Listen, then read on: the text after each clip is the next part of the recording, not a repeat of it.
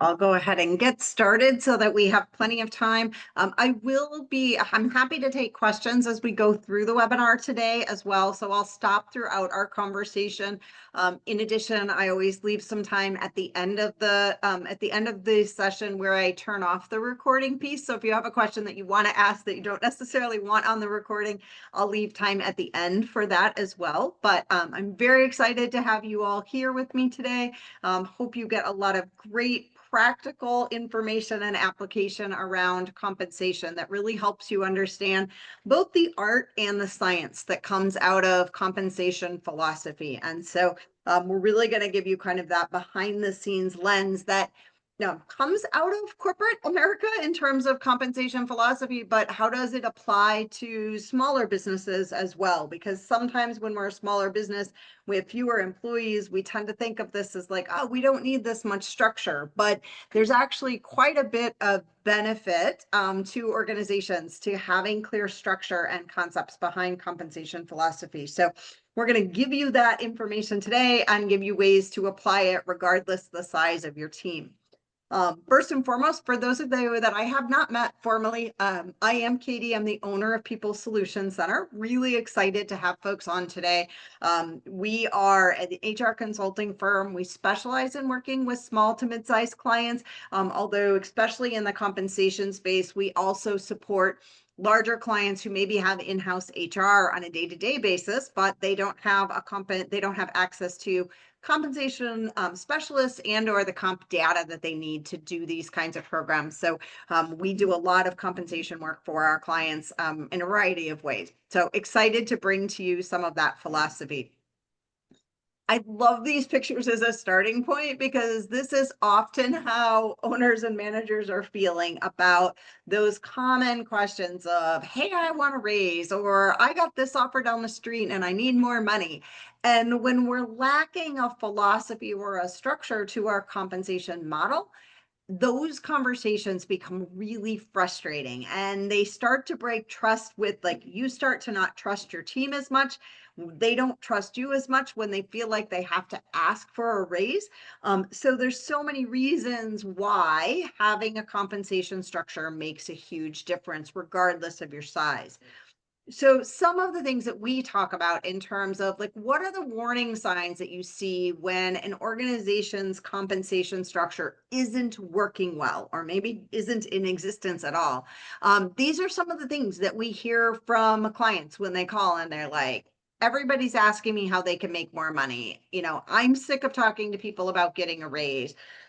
People nowadays, right? We have to post salaries in Indeed. So now people are asking questions around, why is this role posted for a higher salary than mine? We often run into situations where our clients don't want to post a salary in Indeed because they're worried that, like, well, my team will know what everybody else makes. Well, the reality is, in Indeed, if you don't include a compensation range, they will make it up for you because there are states in which it is legally required to post the range. And so Indeed, in order to comply, said, we're going to post ranges no matter what. And if you don't tell us what it is, we will make our best estimate. That's problematic for you for a lot of reasons, right? This is the time of year, certainly, where people are asking about, like, well, how much are we getting in raises? When will I find out my raise? And the blurrier we are in terms of how these things are decided, what that's going to look like, when it's going to happen, the more you start to see people sort of popping out of the woodwork saying, well, if nobody else is going to bring it up, I'm going to. And the challenge with that, as I said, is not only do you, when you have that happen, one, you're in the awkward moment of now you might have to say no to someone. So they've taken control of the conversation. And you might end up losing somebody good that you might have otherwise given a raise to. But also, right, none of us really loves when somebody else asks us for the raise. And so it creates an environment in which there's tension that doesn't need to happen. Instead, the way we recommend approaching it is to create for your organization, what is our compensation philosophy? If I can tell employees how they're going to get raises, why they're going to get a raise or why they're not, when to expect that, right? And most importantly, an employee understands why are they getting paid what they're getting paid. They're less likely to just come back and be like, well, I saw these other jobs on Indeed and they're getting paid this, so I should get paid that. Well, there's a whole lot of reasons why what they saw on Indeed isn't necessarily what they're getting paid. Having a compensation structure and a plan to it gives you the ability to really take control of those conversations and help people understand why what you're paying is fair and equitable and appropriate. It also helps you know whether or not you are fair, equitable, and appropriate so that you can make those adjustments. So oftentimes we talk about compensation philosophy and owners are like, I don't even know what that means. Like, I've got nothing. We pay people and that's what we pay them. Your philosophy is actually a formal statement or document that you create that says, here's how we're going to think about employee compensation. And in really great environments, regardless of your size, not only can the owner speak to that document, but anyone in a leadership role and all of your team members should be able to communicate, here's how this organization makes these decisions. Because when we're gray or murky in this space, people lose trust quickly. And so it's super important. Oftentimes when I'm telling stories, I'll flash back to prior to starting the firm 10 years ago, I worked for Progressive Insurance. And Progressive's compensation philosophy was so crystal clear that regardless of whether or not you were like new to the organization 6 months or you were in a manager role and you'd been a leader for 6 years, you were able to explain, here's how our compensation is made up. It was 75% base salary, 25% gain share. We were always trying to be at the 50th percentile of the market for most roles, but there were some key positions that we knew were critical to the organization that would be higher than that. There was a range for every role. We could talk to, the goal is to have you at 100% of your market range, right? Like there were all these things and our leaders could talk to it so that when somebody said, well, why didn't I get a bigger raise? Anybody on the team could kind of tell you, here's why. That's where you want to get with compensation philosophy. So the intent behind having such a clear philosophy is first and foremost so you can attract and retain the right talent. You have to have a philosophy that you want to follow so that you can advertise the right price to the marketplace, right?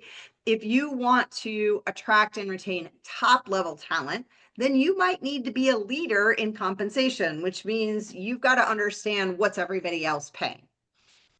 You also need it to make sure that there's internal equity, right? You need to be thinking about particularly not just within a role. So if I have 5 account managers, what does that look like? But more importantly, are my account managers getting paid at an equivalent level to my designers, right? And which of those roles are most critical to the organization may play into it, but I've got to be ready to have that conversation. Also, you need to make sure that, right, the benchmarks that you're using externally are appropriate. You don't want to go out and just, I had a client tell me the other day, so I put together some comp ranges because I put it in ChatGPT and here's what it told me. I'm like, oh, that could be really scary, right? Because ChatGPT is just compiling random information and it could be really high or it could be really low.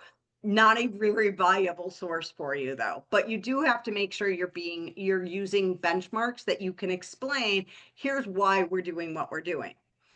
You also though have to align levels and roles. So in an ideal world, we have career paths and career levels for people, and we need to make sure that that career path is really evident.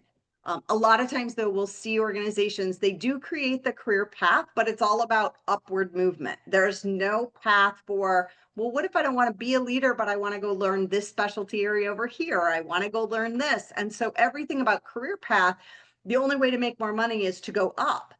Well, we need that to not be the case because not everybody should be a leader and you still need to be able to retain them. So having a philosophy that aligns with that concept, if your goal is to make sure that people are moving around the organization, not just up the organization, you want to make sure your philosophy matches that. You also, one of the key pieces for compensation philosophy and one of the key rules you need to make, and this is just the one compliance thing we'll talk about today, is the Fair Labor Standards Act. There are laws around how you need to pay people, and you need to have those be right with those laws. This is probably one of the most common compensation errors that we have clients make that we need to help them correct. I've got a whole webinar that's just on FLSA compliance, but to give context, this is all about whether or not you're required to pay certain roles for overtime. And it is, I would say probably at least 60% of the time when we first start working with a client, they have that information wrong for at least one role in their organization. And so getting that correct is really important. And then most importantly, you want your compensation philosophy to help create structure for the organization so that people understand what to expect and how roles align and how the organization works. And the more transparent you can be about all of this, the better culture you'll have across the board. So here's a perfect example. We see this happen all of the time, but right, we've got Sally, who's an average performer. She's in a customer service rep role. She's been here for several years. She's doing well, right? Average is not bad. Average is good, right? Like average is where you'd love for most of your people to be.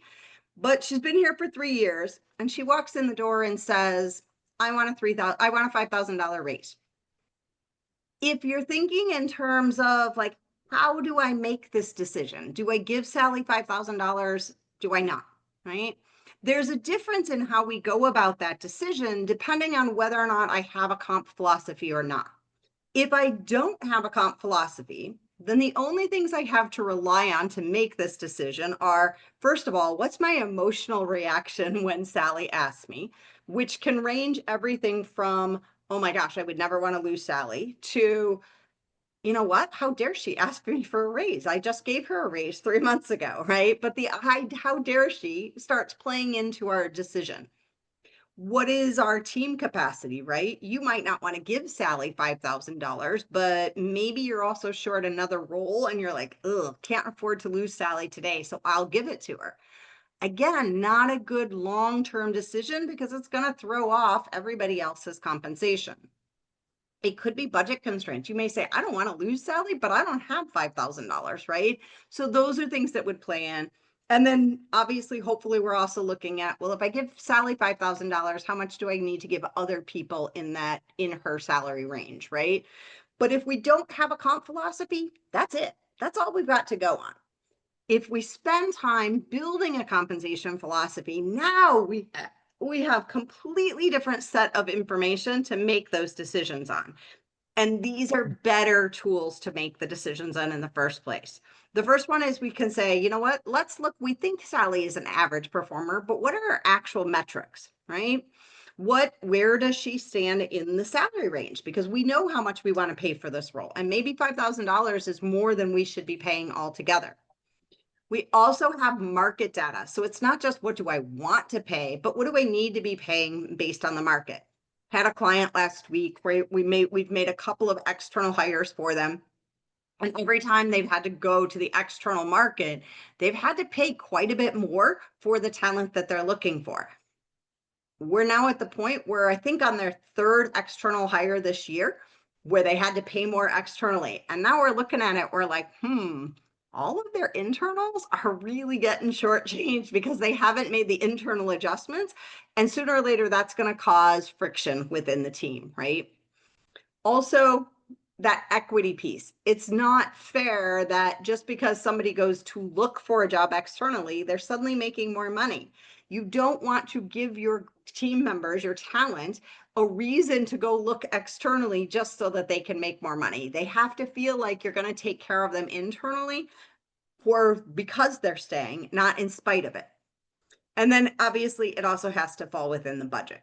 But this set of criteria are far more easier to explain. Here's why or why not I'm going to give Sally a raise than, you know what, I'm just kind of annoyed that you asked me in the first place. And that's a huge difference.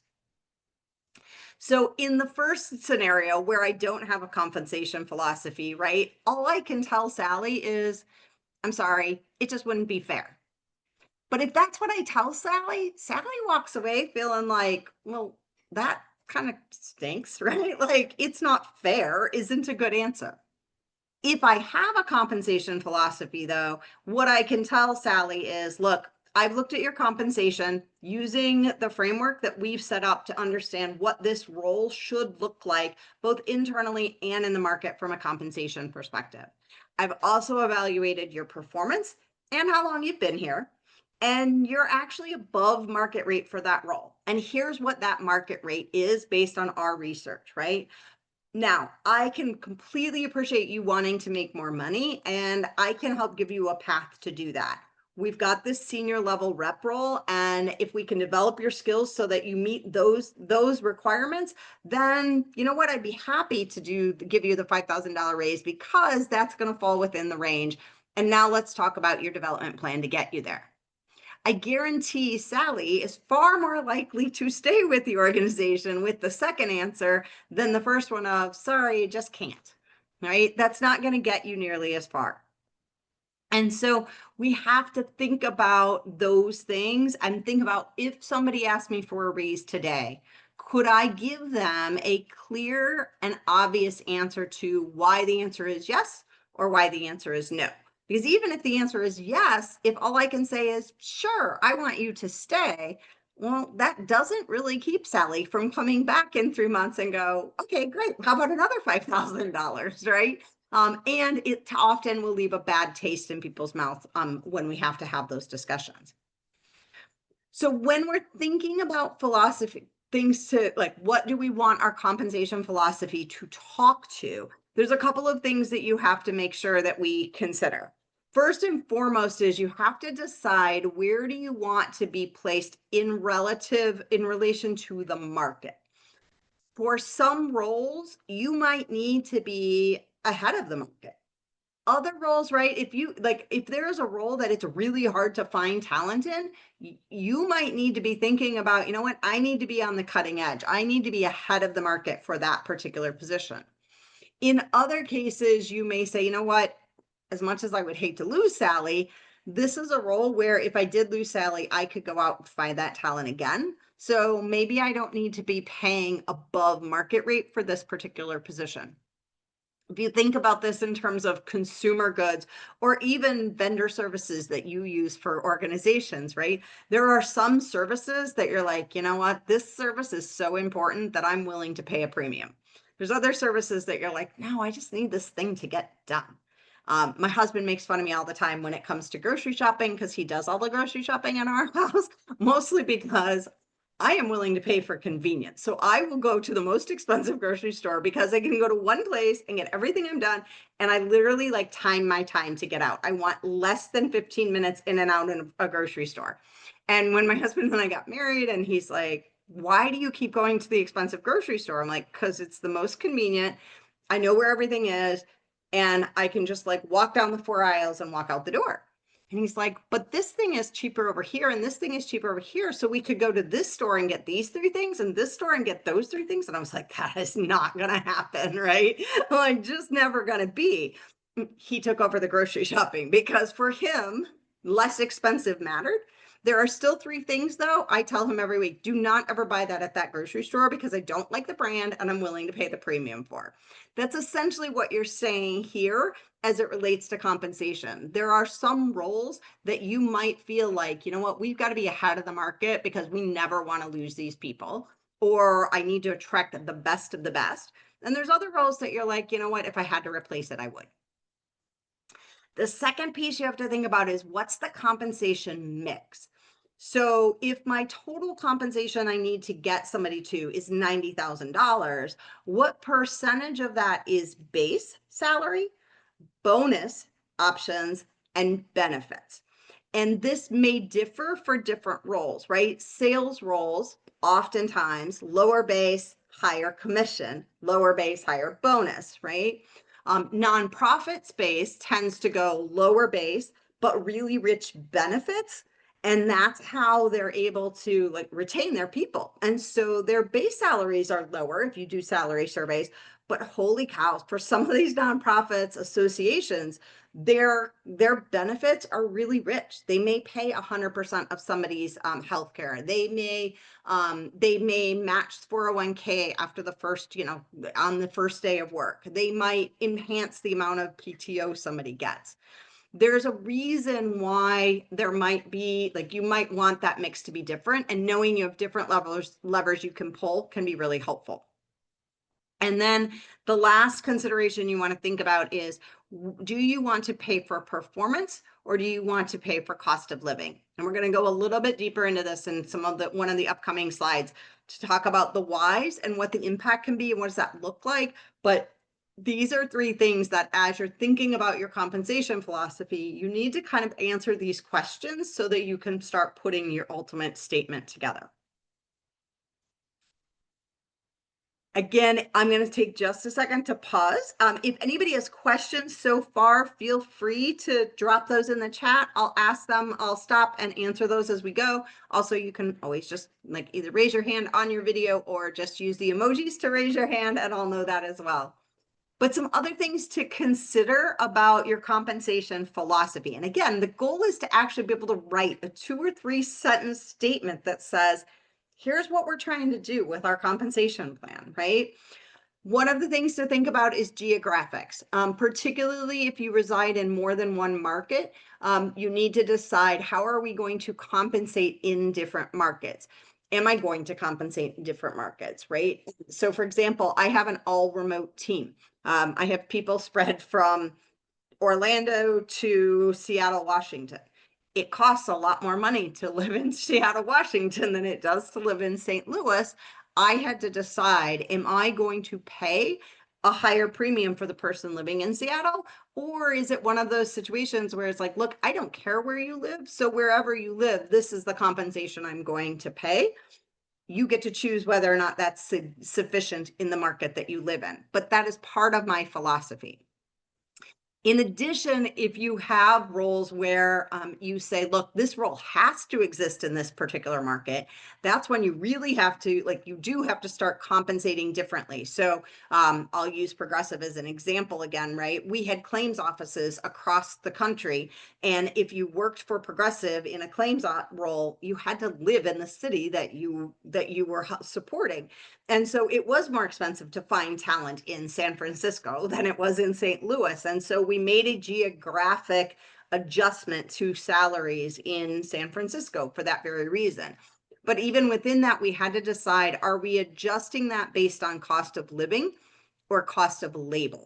And the example I'll use is actually super weird. Milwaukee, Wisconsin, of all places. I think of Milwaukee as the middle of the country. It's a Midwest town, right? It shouldn't really be any different than a St. Louis. Should probably be cheaper than Chicago area, in theory, just based on what I generally know.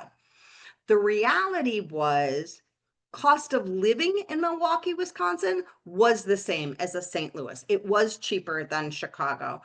It was, on par with other Madison, other Midwest cities. But for some reason, cost of labor in Milwaukee was much more expensive. So while cost of living was normal, people were paying people more in Milwaukee. So what we paid somebody to do the same job in St. Louis wouldn't find me top talent in Milwaukee. And we took this to our compensation department and they were like, no, you're wrong. Like, that can't be. And I'm like, well, you need to go check the salary data. And they came back and they're like, I have no idea why this would be, but you're right. Their cost of living was on par, but their cost of labor was not. So which option you're choosing becomes really important. You also then need to think about, are there key roles? You may have a compensation philosophy that applies to 90% of the roles in your company, but maybe there's that one role that you're like, if that role walks out the door, we are in all sorts of trouble. And so we have to have a different philosophy for that particular position. And that's perfectly fine. What you don't want to get into is, I have to have a different compensation philosophy for that one individual. That's when you will break your culture. But having a philosophy for a specific role is a different story. Now, you may only have one person in that role, and that's okay, but you've got to differentiate the thought between, is it the box on the page or is it the person in the box? Also, your definition for like your competition for talent. If you are looking for top talent and you can't find it, it may be all fine and good that that's all you want to put in the budget for it. But if it's not finding you the talent, then you need to make adjustments.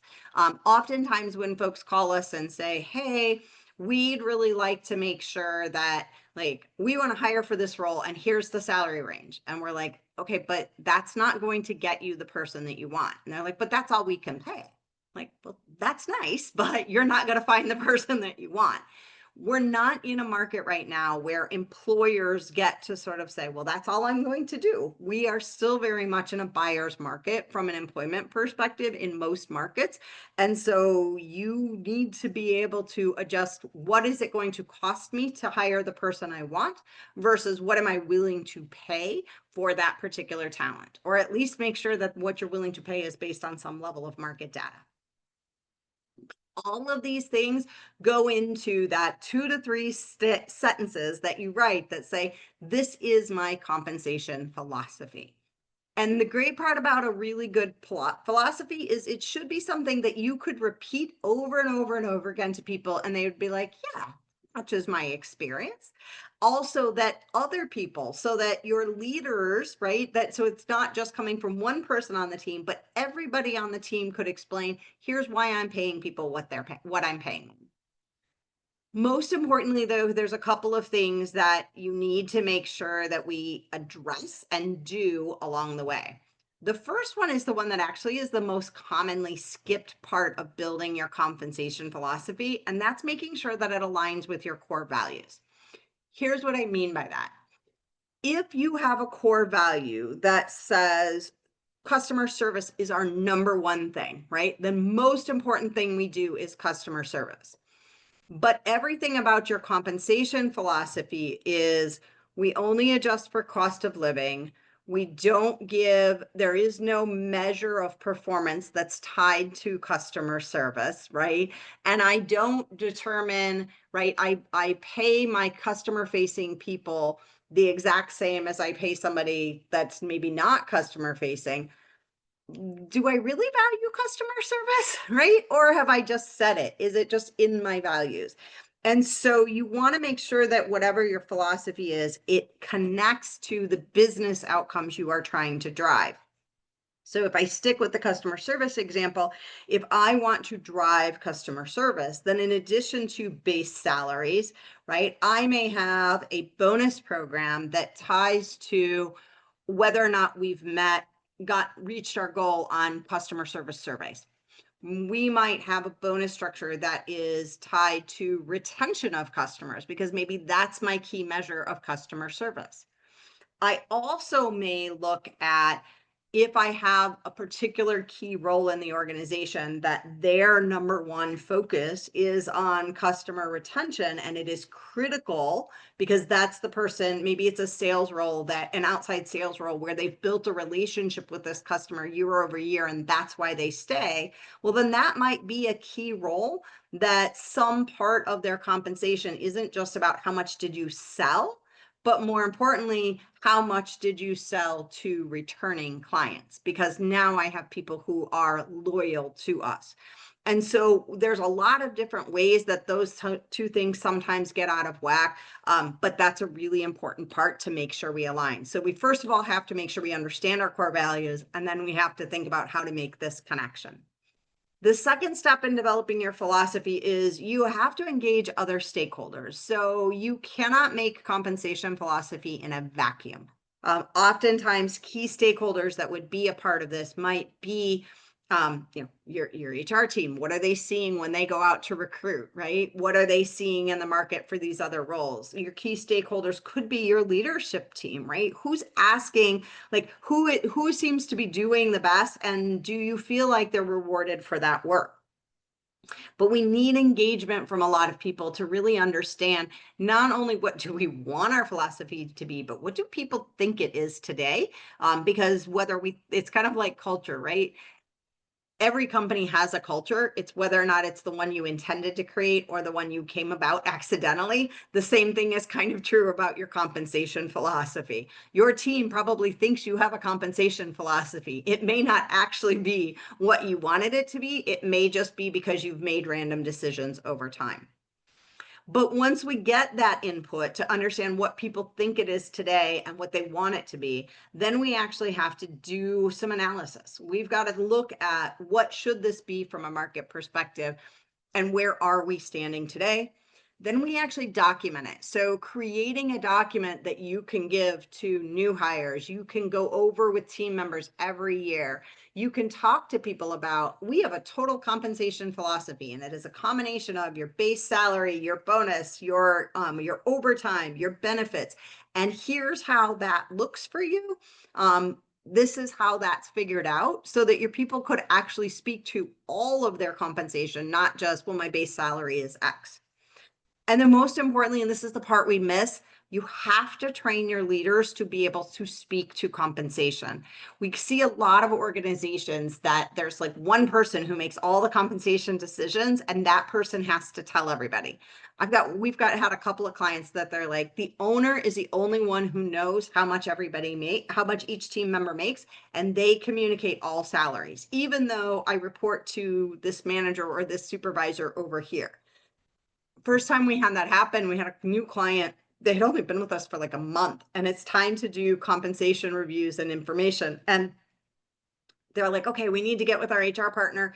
We need you to help us with these conversations. And we're like, sure, we're used to, our clients already, like, the managers know it. They just may not be comfortable with it. So we thought we were guiding the managers through it. They're like, great. Well, the managers gave the performance evaluations. Now you need to call the employee and tell them what their new salary is going to be. And I was like, wait, what? And they said, well, yeah, Susie did ask about her salary during the performance conversation, but her manager couldn't answer that, so you have to call her back. And I'm like, why couldn't her manager answer a question? Well, we don't tell our managers what their people make. I'm like, ooh, that's a problem, right? If I don't know what people are making or why they're making it, then all the feedback I'm getting, like, I probably have a disgruntled employee and I don't even know it. So we have to share our information. We have to trust our leaders, but more importantly, we have to train them along the way. So a couple of things around options for compensation philosophies. And again, there's nuance to all of this. One of the concepts is to pay for skills. So a lot of times we'll see this, particularly in the landscape industry, right? We have career ladders, and we say, okay, if you know how to prune and you know how to mulch, then you're level 1, and I'm going to pay you for that skill. But if you learn to do this next level of skill, right, now I'm going to pay you 25 cents more an hour. That is a pay philosophy, and it's one approach to doing. The second option is to pay for performance, which is different than pay for skills, right? And you're probably like, huh, really? It is. I might have the technical skill to do something, but what I'm doing might be fine, but the how I'm doing it may not be. And the how I'm doing it is pay for performance. So we often suggest that when you're building career ladders and you're taking a career ladder philosophy, you want to combine that to be paid for overall performance, which means, yes, I'm willing to pay more money for certain skills, right? Irrigation, super hard to find in landscaping. I'm going to pay more if you know irrigation than if you don't. So that's okay to pay for the skill. But in addition to that, I pay for performance. And performance is more around the how you're doing it. And so in this case, we start to build career ladders that say, within this job family, there's a level 1, a level 2, right? A level 3 and a level 4. This is an example from an engineering firm that we did this for. And we started to say, first of all, there are technical skills that you need to have to get to the next level, but there's also competencies you have to be able to demonstrate. And for example, accountability, I don't expect a level 1 person to show accountability at the same level that I would expect a senior to do it, right? So this starts to give people and get alignment in your leadership team around what those expectations are, so that when you are paying for performance, it's a combination of the skills and the how they're delivering. So this kind of takes a different spark on career ladders that I think is an important balance. If you just end up paying for skill levels, and almost every client will tell me they've had somebody in this mark, right? You have somebody who knows how to do all of the different things. So they're getting paid a whole lot of money, but they're also the person who is driving everybody crazy. So they're not actually affecting the team in a positive way. This pay for performance model can help with that. The last piece is cost of living. Some clients will say, you know what, Katie, we're going to do a cost of living adjustment across the board. You might also be performing well, so I might give you additional, in some cases, I might give you additional on top of that. Otherwise, I may just say, you know what, everybody gets an additional 3%, and that's all, right? We're not differentiating for anybody. We've had some clients who their philosophy is the ranges get adjusted every year for the cost of living. And then we say, okay, the goal is if you are a highly proficient, experienced person in your role, the goal is to have you at the 100% of like at the midpoint of your market rate. So as we adjust your ranges, right? I might have been at 100%, but now the range goes up by 3%. So maybe I'm only at like 97% of my midpoint. Great, that gives me an idea of how much of a raise I should be thinking for your performance. So these can be used in combination, but they're different philosophies that you kind of have to decide what's your goal in how you're going to figure out compensation. All right, so that's the philosophy side of things. Again, feel free to put questions in if you will. And I know some of this is like, wow, this is way more complicated than I thought compensation was. Compensation is an art and a science. There's a lot of math to it, but there's also finesse. The compensation philosophy should help you with that understanding why you're finessing. And then this next section really is going to get into, so how do you do the math part of it? How does the science piece work? So the first piece you need to do once you get your philosophy nailed down is do your analysis. And this means, right, first and foremost, pull all of your compensation data together and look at it holistically. And even if you only have 6 people, look at it holistically is a really important step that gets skipped. And in fact, I would argue that probably the smaller you are, the more likely you are to skip this step. It's also the reason that we suggest changing, if you're going to tie compensation to performance, then we recommend step away from anything you have going on where people's salary increases are tied to their anniversary date. Because if my salary increase is tied to my anniversary date, then I'm probably never looking at my team as a whole. I'm going, oh, it's February and Katie's anniversary date is today. And Katie's doing great. So Katie's going to get a 5% increase. But in June, I'm giving John his salary increase. And you know what? John's also doing great, but budget's a little tight. So I'm going to give John 3% instead. When I look at everybody on one piece of paper at one time to decide their compensation, I start getting far more equitable about those decisions. So we really recommend put this all together and look to see where is everybody. And you want to look at what are their job titles, how long have they been here. You're going to want to know and understand the demographics of things. So because you need to make sure for compliance purposes that you're not discriminating based on age or sex or religion or race and all those things, you'll want some of that. Like when we do this for clients, we're like, we need to know that because we don't know these people. So we've got to know, are there potential risks out there that we would be missing in making decisions? To think about, do you have direct reports? And if so, how many? And then we obviously need to know their current salary information. From there, we start to, right, think about a couple of different places, like how are we going to figure out if we're paying these people correctly? The first thing you need to do is decide what sources of information you're going to use for the comp analysis. There's a couple of different options here. The first one, the ones that we think are your best options, are paid salary surveys. So these are salary surveys that organizations you pay to find out. Like if I need to know what an account manager is making in St. Louis, Missouri, I can get down to that level of detail. They're typically by industry, by geography, and they will do anything. We pay for one that gets all the way down to a monthly update. In addition to, we get quarterly and annual updates on some of our others. But that paid salary survey data is key. If you go out, for example, to like salary.com or indeed.com and say, hey, I wonder what's happening out in the market. Salary.com, the unpaid version, is based on what candidates or employees are telling people, whereas the paid version is employers actually populating that data for them. So you needed to make sure it's accurate, which is why the paid data is so much better. We've had somewhere like we'll also go out and look to see what is Indeed telling us.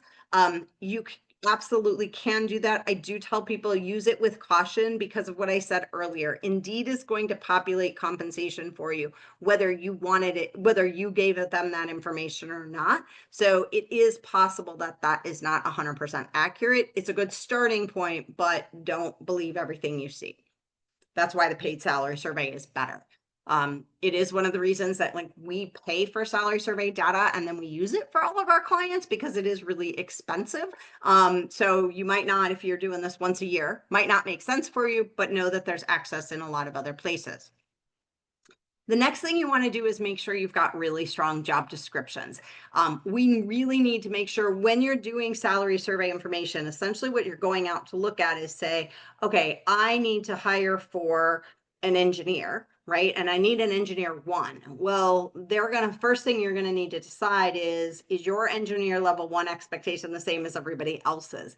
And the only way to know that is to have great job descriptions that actually give you an idea of what is the role, because these salary surveys are going to give definitions and descriptions, and you need to make sure you're comparing apples to apples. When you do job descriptions, we strongly recommend you do them not just the list of here's the 100 tasks, but actually think about what are the top 4 to 5 priority areas and what percentage of the person's time will they spend in that. If you think about this in terms of customer service, right? If I've got a lead customer service person, but 60% of their time is still doing customer service, and then a smaller percentage is spent leading the rest of the team, that's a different role than a team lead who is spending 60% of their time leading and 20% of their time doing customer service. So you need to understand that difference when you're starting the salary survey process. From there, we start to actually do the analysis. So this is the point where you're actually diving into the salary survey data and figuring out what to do.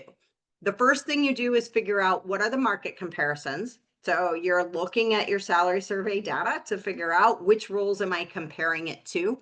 Some salary survey data, that's really easy, right? If you're looking for an accountant, they're going to have titles called accountant, and you're going to know you're looking at the right thing. But many small businesses have hybrid roles, right? I had a client the other day that had a role that was, she was the publisher of the association magazine. She was going to be the leader of the communications team. And in addition to that, she had this like super weird experience that allowed her to run their expo, which was not supposed to be part of her job, but she did, right? I had to we were doing her compensation analysis and we had to figure out the first two were pretty easy to find, but I'm like, publisher of a magazine. She could go out and just publish, work for anybody just as a publisher, and she'd probably make more than she would if I was comparing her as the communications manager for this organization. So we had to kind of play a little bit with the information. So first thing you have to do is figure out what roles are you comparing it to. Then you set salary ranges for those roles. And that's like a band, right? For every job title. What is the top and the bottom that we're willing to pay based on the market data? Then you go through and compare what's the range compared to what people are making today, and how much is it going to take to get them placed appropriately in the range. That's determining the adjustments. How much is this going to cost you to make those adjustments? And then figure out, can I afford to do it? So this is kind of the basic steps to how you go through the analysis process. We're going to dive into a couple of those things. So market comparisons. When you're comparing for markets, you want to look both internally and externally. So externally is the paid salary data, and you want to make sure you're comparing apples to apples with the job title, making sure that the level of job that you're looking at is the same as the definitions you're using. taking a look at how many direct reports somebody has makes a big difference. If I'm looking at like a division manager level versus a COO level versus a department manager, those are going to be differences in those salary ranges. And number of direct reports is probably one of the things that would be compared. And then also thinking about how much experience and education does somebody need. So those are all the things you're trying to just make sure we're comparing apples to apples. On the internal side of the house, you have to think about where does this role fit into the rest of the organization. So first of all, are there job families that I say, you know what, I need a career ladder perhaps for crew level roles, right? And then I have my customer facing roles that are above crew level. And then I've got leadership level roles, right? So we might want to think of this in terms of buckets. And I need to understand then not only within those buckets, what do those salaries look like, but does it make sense? I had a compensation conversation the other day where the GM of the company is making like $10,000 more than the account manager that we just hired for them. I guarantee you that GM is working a whole lot harder than this account manager is going to, but that's what's happened over time. So you've got to look both within the individual job families, but then also across the groups. This is where we start thinking about geography, leadership levels, right? Your leadership level roles should be significantly higher. You want to make sure that that's happening both within the leadership for that team, but also all of your leaders. And then you do need to pay attention internally to demographics. It is not uncommon that, right, sometimes we look and we go, isn't that interesting? Everybody in the organization, like all of the women in the organization, make less than other people, and we need to make sure that we've accounted for those kinds of things. Once we do this, we do career mapping so that we can make sure that we understand, right, what level role, what do we mean by the different levels of roles, and what does that look like? Again, making sure we're comparing apples to apples along the way. This is just a good example of how we think differently about the different levels. And then this is what market data can look like. So typically what these salary surveys will tell you is like, here's what the 10th percentile looks like. This is what the 50th percentile looks like. And in your compensation philosophy work, you will have done the exercise to say, should we be at 50th percentile? Or maybe, you know what, maybe we can only be at 10% for base salary, but with our benefits and our bonus, we want to end up at 50th percentile. So this is the final, like, these are the answers you're trying to get to so that you can set your salary ranges. Once you decide the target percentile, you set the midpoint for the range. The midpoint is usually, right, you take the high and the low of your range and what is the middle of that? And typically you want to make sure like your experienced people who are performing at a solid rate, like meets expectations rate. If they've been there in that role for several years and they're fully functioning in that role, they should be around the midpoint. So it's an important number to know as you go along. This kind of got us through, right? Just that exercise alone was a good example of how do you go from market comparisons to actually like setting a salary range. Then you got to go through and say, all right, how do I place people in that? This is where your comp ratio makes a big difference. So your comp ratio is the person's current salary divided by that midpoint that you just set in setting those ranges. And internally, before you start making decisions, you want to look to see, is this equitable based on things like how long you've been there, what gender are folks, right? What's their age? What's their race? These are the ways that you make sure that you don't have inadvertent things that happen that create you legal risk, or just things that make you like start losing team members.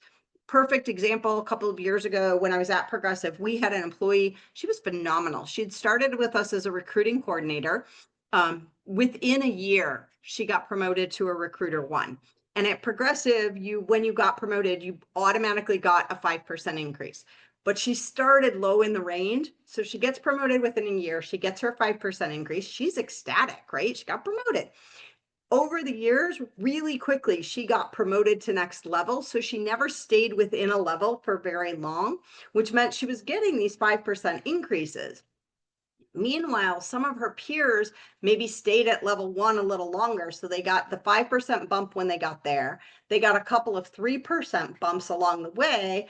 And then 3 years later, they get another 5% for their increase. Well, what had happened is Jaquetta had gotten promoted so quickly that she was missing those in-between years. So here she was, she's at a level 3 faster than anybody has ever gotten to a level 3.